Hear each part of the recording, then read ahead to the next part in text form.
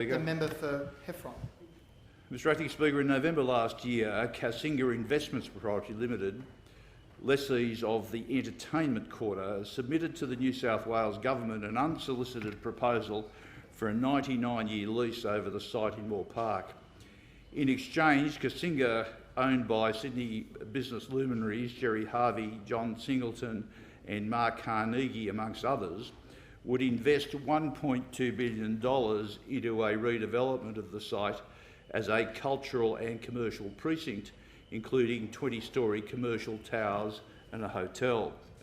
Much of this would be inconsistent with the objects of the State Environmental Planning Policy 47, Moore Park Showground, which aimed to preserve the site as public space and as the home for Australian radio, film and television.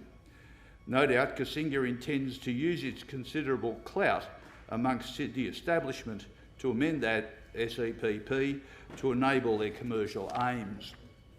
This is, as one member of Sydney's business community remarked to me, and I quote, "a very Sydney story," close quote. Sydney residents will be familiar with the entertainment quarter as the former site of the Sydney Royal Easter Show until it moved to Sydney Olympic Park in 1998.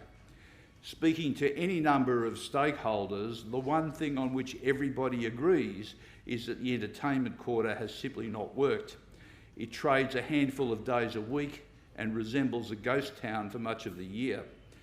And after almost 6 years, the current lessees have made no attempt whatsoever to make the EQ work. In 2014, Kasinga acquired the site, which has a lease that runs to 2046 for a sum of $80 million, well above what other bidders in the market were prepared to pay. They have decided on their strategy, which is to pay overs for the site and use their considerable influence to amend those planning controls and secure a 99-year lease and a windfall gain in the value of the site. Now, I have examined the master plan and I have been briefed by the CEO of the EQ. The adequacy of those plans can be tested by an impartial and rigorous planning process. There is no doubt that myself, local residents, businesses and the entertainment industry desperately want the EQ to work. The issue is not so much a question of planning, but the fact is that a 99-year lease is effectively a privatisation of valuable, scarce, historic public land conveniently located close to the Sydney CBD, the Centennial Parklands and the fastest growing residential precinct in New South Wales, if not Australia, Green Square.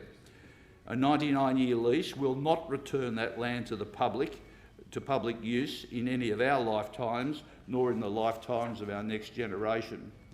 And plans for a hotel, which are incorporated into the proposal, are usually the first steps towards residential development, as was observed to me by someone who is very highly qualified in matters of planning and whose views I respect.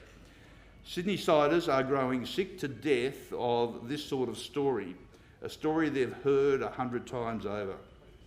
Someone with power and influence acquires a site with one set of rules, uses that power to get a favourable rezoning or a new set of rules to suit their commercial purposes. More often than not, it is not in the public interest which is advanced, rather the interests of private profit. Governments of both colours have fallen prey to this sort of tactic. The time has come to put an end to this sort of behaviour. Sydney's deserved status as a great global city, which it has always had the potential to be, is under constant threat. We, the public, are being robbed of that potential because of the relationships between the influential, the lure of a quick buck, and the inability of governments to resist the overtures of the rich and powerful in favour of evidence-based planning.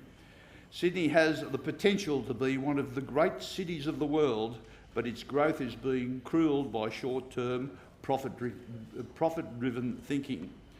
I encourage the New South Wales Government to reject this unsolicited proposal in favour of a proactive, evidence-based planning review of the Moore Park site to see how it can encourage the development of cultural, commercial and, above all, public uses of that very important site.